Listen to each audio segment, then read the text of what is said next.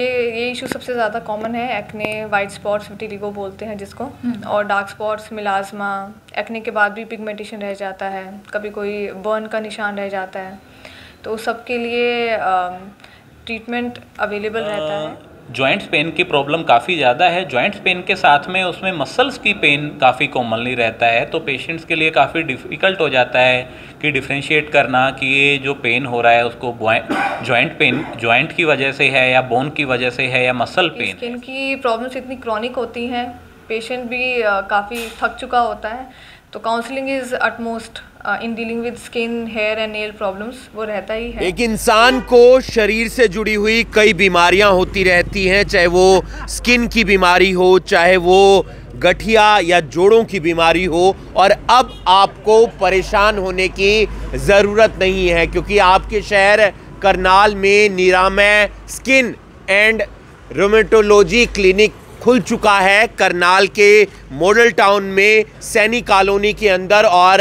अगर बात करें स्किन स्पेशलिस्ट की, तो डॉक्टर दीप्ति कटारिया यहाँ पर लोगों का इलाज करेंगी, चाहे आपको स्किन से जुड़ी हुई कोई भी बीमारी हो। कई बार हम देखते हैं कि ड्राई स्किन हो जाती है, या फिर सफ़ेद दाग हो जाते हैं, या बालों का झड़ना हो जाता है, तो आपको बिल्कुल भी परेशान होने की ज़रूरत नहीं है। चर्म रोग विशेषज्ञ हैं और MBBS हैं, MD हैं, और साथ ही साथ इन्होंने लीलावती हॉस्पिटल में भी अपनी सेवाएं दी हैं। उसके अलावा अगर बात करें हम जो दूसरे डॉक्टर हैं, डॉक्टर अनिल चौहान, तो वो गठिया जोड़ विशेषज्ञ हैं, और आपके क्षेत्र करनाल में कोई भी क्वालिफाइड सर्टिफाइड गठिया जोड़ विशेषज्ञ नहीं है। वो MBBS हैं, MD मेडिसन है, साथ ही साथ DNB हैं, और आपके शहर में पहली बार कोई क्वालिफाइड सर्टिफाइड डॉक्टर आया है जो गठिया या फिर जोड़ों का जो दर्द होता है उसका इलाज होगा। मॉडल टाउन के अंदर ये क्लिनिक खुला है, निरामय स्किन एंड रूमेटोलॉजी क्लिनिक, और उसकी शुरुआत हो गई है। अगर आपको कोई भी बीमारी है, चाहे वो स्किन से जुड़ी हुई है, चाहे वो आपके किसी शरीर के हिस्से से जुड़ी हुई है, चाहे आपको गठिया है या जोड़ों का दर्द है, या शरीर में अकड़न आ गई है, या फिर आपके बाल झड़ने लगे हैं, इसके अलावा आपके शरीर पर कहीं पर भी चेहरे पर सफ़ेद दाग आ गए हैं, या उसके साथ साथ आपकी जो स्किन है वो ड्राई हो गई है, तो आपको परेशान होने की ज़रूरत नहीं है। आप इस क्लिनिक में आइए, अपना इलाज करवाइए, और आपका जो इलाज है वो बेहद बेहतरीन तरीके से होगा। स्किन इश्यूज ऐसे हैं कि बच्चों से लेकर बुजुर्गों, ये प्रॉब्लम ऐसी है किसी को भी हो जाती है, और अगर ऐसी कुछ प्रॉब्लम है तो आपको स्पेशलिस्ट को दिखाना बहुत ज़्यादा ज़रूरी रहता है। तो अब करनाल में आ चुके हैं Nirmay skin and rheumatology clinic, जहां पर आपको स्पेशलिस्ट मिलने वाले हैं जो आपकी हर छोटी सी लेकर बड़ी प्रॉब्लम को बहुत ही ईजिली आपकी सॉल्व करने वाले। तो डॉक्टर दीप्ति कटारिया हमारे साथ यहाँ पर मौजूद हैं, स्किन स्पेशलिस्ट, उनसे बातचीत करते हैं। Hi ma'am, first of all congratulation करना चाहूँगी, ओपनिंग आपने यहाँ पर की है करनाल के लोगों के लिए, एक स्पेशलिस्ट आप आए हैं यहाँ पर। Thank you very much. और अब मैम से बातचीत चल रही है। सबसे पहले जैसे मैंने बोला स्किन स्पेशलिस्ट है, तो आप लोगों के मन में आ रहा होगा स्किन स्पेशलिस्ट है, एक लोगों का एक ट्रस्ट बनने में थोड़ा सा टाइम लगता है, तो मैम से थोड़ा सा वर्क एक्सपीरियंस के बारे में जान लेते हैं। मैम, मैं अगर आपकी स्टडीज़ की बात करूँ या फिर वर्क एक्सपीरियंस की बात करूँ, वो आप प्लीज़ हमसे और हमारे व्यूअर से थोड़ा सा साझा करना चाहेंगी? बिल्कुल, sure, definitely. 11 years of work experience है। MD मेरा नायर हॉस्पिटल मुंबई से रहा है, और उसके बाद एक्स्ट्रा 1 ईयर गवर्नमेंट हॉस्पिटल में भी एक्सपोजर रहा है। Then for another 2 years I worked in Lilavati hospital Mumbai as a clinical associate. Then I shifted to Hisar. I practise there also for 3 years including Hansi. अभी बस 1 साल पहले ही करनाल में आना हुआ है, और महावीर दल हॉस्पिटल में I was giving my services, तो वहाँ पे 1 year I work there as a consultant, and also in addition to that I worked in Hyderabadi hospital Panipat also. तो अभी बस 1 साल के बाद बस हम आपके लिए लेके आए हैं निरामय स्किन एंड रूमेटोलॉजी क्लिनिक। तो all facilities will be available here.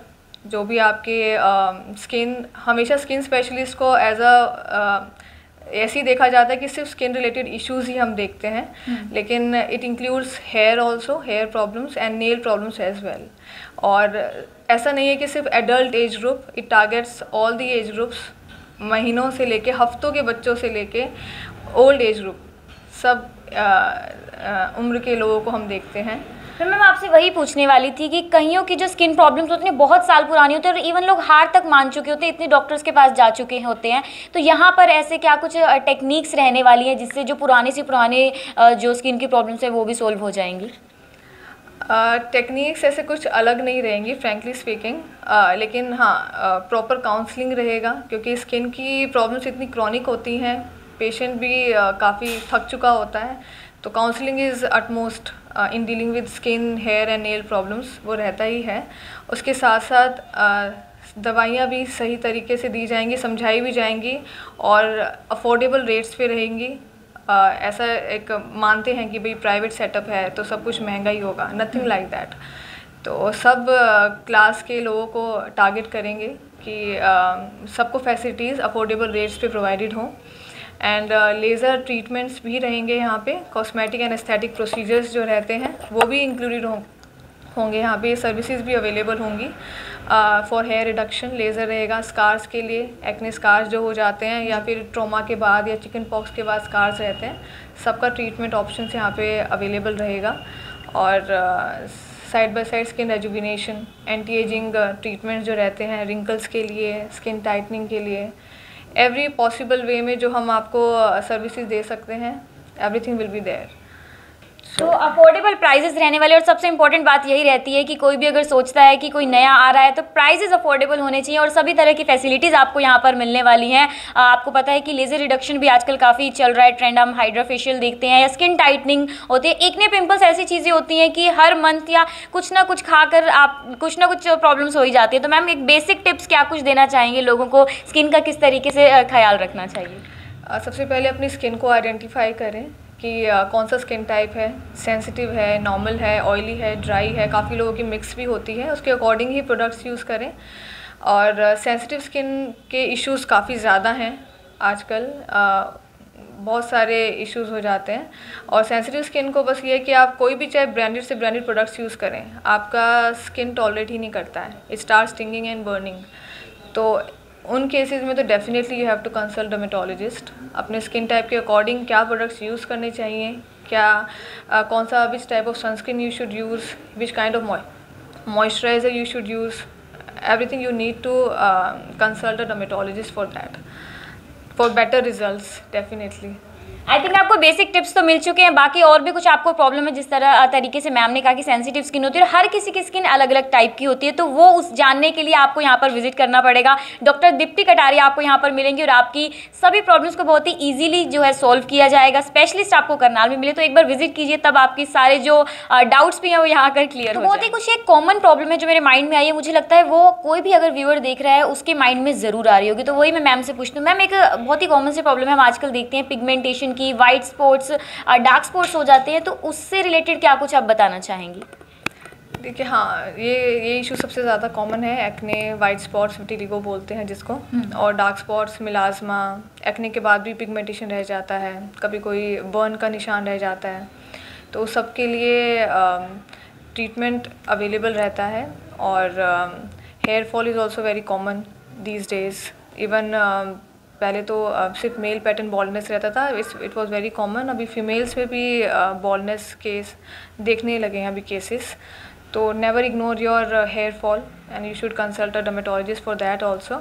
And जो भी जिनको पिगमेंटेशन का इश्यूज़ रहता है, डार्क पिगमेंट्स जिनको रहते हैं, then you have to use broad spectrum sunscreen. कौन सा सनस्क्रीन यूज़ करना चाहिए according to your skin type, for that also you should consult a dermatologist for that. Niramay skin and rheumatology clinic. And now आप सब लोग सोच रहे होंगे निरामय का मतलब क्या होता है। निरामय का मतलब होता है डिजीज़ फ्री। तो स्किन स्पेशलिस्ट से हमारी बातचीत हो चुकी है किस तरीके से आपकी जो स्किन से रिलेटेड इश्यूज़ हैं उन्हें यहाँ पर डिजीज़ फ्री किया जाएगा, आपकी कोई भी बीमारी है जड़ से ख़त्म किया जाएगा। Now I am with doctor Anil Chauhan जो कि रूमेटोलॉजिस्ट हैं, तो उनके बारे में भी थोड़ा जान लेते हैं। करनाल में पहुँचे हैं, क्या कुछ लोगों के लिए यहाँ पर लेकर पहुँचे, क्या कुछ डिजीज़ इनके अंडर आती है और क्या कुछ इनका सर का एक्सपीरियंस है, क्या क्या कुछ इनकी क्वालिफिकेशन है। So first of all sir congratulate भी करना चाहूँगी कि ओपनिंग हुई है आज आपके क्लिनिक की। सर आपके अगर एक्सपीरियंस की बात की जाए, क्वालिफिकेशन की बात की जाए, तो व्यूअर्स थोड़ा सा जानना चाहते हैं हमारा डॉक्टर का एक्सपीरियंस कितना है, क्वालिफिकेशन क्या है, तो वो थोड़ा सा आप व्यूअर्स को बताएंगे। मैंने 2010 में MBBS की परीक्षा पास की थी अग्रवा मेडिकल कॉलेज से, और 2016 के अंदर मैंने MD मेडिसिन का परीक्षा पास किया था गवर्नमेंट मेडिकल कॉलेज कोटा से, और 2021 में मैंने DNB रोमेटोलॉजी एंड क्लिनिकल इम्यूनोलॉजी का एग्ज़ाम पास किया था नेशनल बोर्ड ऑफ एग्जामिनेशन से।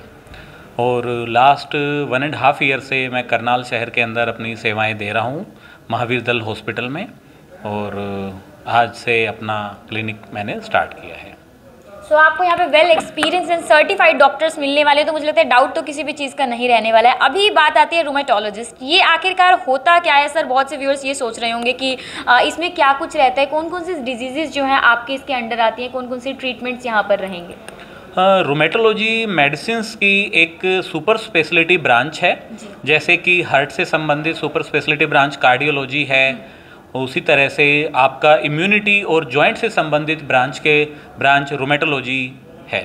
इस ब्रांच के अंदर रूमेटोलॉजिस्ट जो पेशेंट को जॉइंट की प्रॉब्लम जैसे कि रूमेटॉइड आर्थराइटिस, गाउट की प्रॉब्लम, सोराइटिक आर्थराइटिस की प्रॉब्लम, या स्किन टाइट होने की वजह से सिस्टेमिक स्क्लेरोसिस जैसी प्रॉब्लम, या हड्डियां वीक होने की वजह से ओस्टियोपोरोसिस की प्रॉब्लम, या जॉइंट घिसने की वजह से हड्डियां की वजह से ओस्टियोआर्थराइटिस की प्रॉब्लम, और इम्यूनोलॉजिकल प्रॉब्लम का ट्रीटमेंट की सेवाएं प्रोवाइड की जाएगी। रूमेटोलॉजी के अंदर पेशेंट्स को अगर बायोलॉजिकल थेरेपी की ज़रूरत है, जॉइंट इंजेक्शन की ज़रूरत है, नेल फोल्ड कैप्लरोस्कोपी की ज़रूरत है, वो सेवाएं भी यहाँ पे प्रोवाइड की जाएगी। सो आई थिंक आप सबको ये तो पता चल गया होगा कि कौन कौन सी आपकी फैसिलिटीज़ यहाँ पर प्रोवाइड की जाएंगी। और मैं अगर मुझे लगता है कि बोन्स की वीकनेस की बात करूँ, आर्थराइटिस की बात करूँ, सिर्फ ओल्ड एज नहीं, आजकल यंगस्टर्स को भी ऐसा होने लग गया है, तो क्या कुछ बेसिक टिप्स जो हैं अपना सकते हैं? सर बहुत से लोगों को जॉइंट प्रॉब्लम्स रहती है, यंगस्टर्स को भी इवन रहने लग गई है आजकल, तो क्या कुछ बेसिक आप टिप्स देना चाहेंगे सभी व्यूअर्स को? जॉइंट्स पेन की प्रॉब्लम काफ़ी ज़्यादा है। जॉइंट्स पेन के साथ में उसमें मसल्स की पेन काफ़ी कॉमनली रहता है, तो पेशेंट्स के लिए काफ़ी डिफ़िकल्ट हो जाता है कि डिफ्रेंशिएट करना कि ये जो पेन हो रहा है उसको जॉइंट पेन जॉइंट की वजह से है, या बोन की वजह से है, या मसल पेन है। इसमें सबसे बड़ी आजकल इतना ज़्यादा प्रिवेलेंस होने की वजह, इस प्रॉब्लम का प्रिवेलेंस होने की वजह है कि लैक ऑफ एक्सरसाइज। दौड़ भाग, खेल कूद काफ़ी लोगों की लाइफ से, इंक्लूडिंग बच्चों की लाइफ से भी लगभग आउट हो गया है। उसकी वजह से आपका मसल्स और बोन वीक हो जाता है, जो आपके जॉइंट्स पेन को बढ़ाती है और मसल पेन को आपको बढ़ाती है। दूसरी वजह है विटामिन डी और कैल्शियम की कमी। आजकल फास्ट फूड या फ्राइड आइटम्स या दूध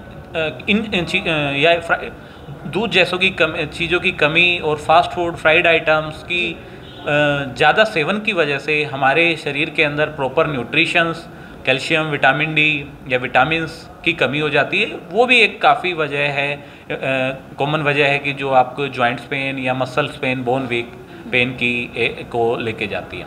तीसरी चीज़ है एक्सरसाइज नहीं करना, जो कि काफ़ी उसकी वजह से मसल वीक हुई, फिर आपका जॉइंट्स पेन स्टार्ट हो जाता है। और आर्थराइटिस भी एक वजह है जो आपका आजकल जो इसका इंसिडेंस है काफ़ी फ्रीक्वेंटली होने लग गया है, रिपोर्टेड भी, और उसका लोगों में दिखता भी काफ़ी ज़्यादा है। सो आई थिंक मुझे लगता है बहुत से क्वेश्चंस मैंने पूछ लिए, एक वीडियो के अंदर काफ़ी डिटेल्स मैंने ले ली हैं। और बाकी अगर आपको कुछ भी प्रॉब्लम है, अगर मुझे लगता है किसी भी डॉक्टर से हम पूछते हैं तो हमारी सबसे इंपॉर्टेंट बात आती है कि हमारी जो लैक ऑफ फिजिकल एक्टिविटी होती है, और साथ साथ जो हमारी डाइट जो हम अच्छी नहीं लेते हैं, इस वजह से हमें सारी प्रॉब्लम्स होती है। आई थिंक वो ठीक करनी चाहिए। और बाकी कोई भी आप लोगों को डाउट है वो आप एक बार यहाँ पर विजिट कीजिए, निरामय skin and rheumatology clinic, model town में मेन रोड पर आपको मिल जाएगा। आपको स्किन स्पेशलिस्ट, आपको रूमेटोलॉजिस्ट यहाँ पर मिलेंगे जो कि वेल एक्सपीरियंसड एंड जो है एक एक्सपीरियंस इतना ज़्यादा है कि मुझे लगता है डाउट करने की कोई ज़रूरत नहीं है। जो भी प्रॉब्लम है आइए अपने डॉक्टर से खुलकर बात कीजिए। तो करनाल में शुरुआत हुई है निरामय स्किन एंड रूमेटोलॉजी क्लिनिक की, और करनाल के मॉडल टाउन में शुरुआत हुई है। हमारे साथ मौजूद हैं बीजेपी नेता जो आज यहाँ पर उद्घाटन पर पहुँचे हैं, पवन सैनी जी। सर, क्या कुछ कहना चाहेंगे, क्योंकि क्वालिफाइड हैं, सर्टिफाइड हैं डॉक्टर अनिल, और पहले करनाल क्षेत्र को गठिया जोड़ विशेषज्ञ मिल रहे हैं, कितना फ़ायदा होगा आम लोगों को? देखिए, मैं पहली बात तो हमारा ये हरियाणा, अगर ओवरऑल हरियाणा की बात करता हूँ, हमारे पास रेमेटोलॉजी के स्पेशलिस्ट नहीं है। और ये खासकर करनाल रीजन जो पुराना ज़िला है उसके लिए सौभाग्य की बात है। और डॉक्टर साहब हमारे डॉक्टर अनिल कटारिया जी जो रेमेटोलॉजिस्ट हैं, यहाँ के लोगों के लिए जो है ना एक उपकार की कह सकता हूँ, उनके लाभ की कह सकता हूँ, सौभाग्य कह सकता हूँ। और करनाल में इन्होंने खोला है निरामय के नाम से। और जो बिटिया है दीप्ति, तो उसका भी क्योंकि स्किन स्पेशलिस्ट है, वो स्किन के अंदर भी जो पुराने डॉक्टर्स बैठे हैं आसपास, और क्योंकि वो या तो ओपीडी देखते हैं, लेकिन जो आजकल सर्जरी आई है, इसमें कॉस्मेटिक सर्जरी आई है, स्किन के अंदर भी बहुत बड़े जो है ना, एक बहुत बड़ा एक डायमेंशन है। तो नई नई जितने भी टेक्निकल जो आई हैं, नई नई जो सर्जरी आई है, वो सारी से ये लेस हॉस्पिटल है। तो यानी कि उसका लाभ मिलेगा सबको, जो है ना, ये करनाल के लिए सौभाग्य की बात है। और इनको बधाई देता हूँ, शुभकामनाएं देता हूँ। और जो भी कोई दुखी है इन चीज़ों से, ठीक है ना, वो यहाँ आए और लाभ प्राप्त करके जाए। जाहिर सी बात है। और आप देख सकते हैं यहाँ पर फार्मेसी भी है। अगर आपको दवाई लेनी है तो आपको कहीं बाहर धक्के नहीं खाने पड़ेंगे। आपको जो डॉक्टर सजेस्ट करेंगे कि ये वाली दवाई आपके लिए बेहतर है, तो फिर आप वो यहाँ से आकर ख़रीद भी सकते हैं।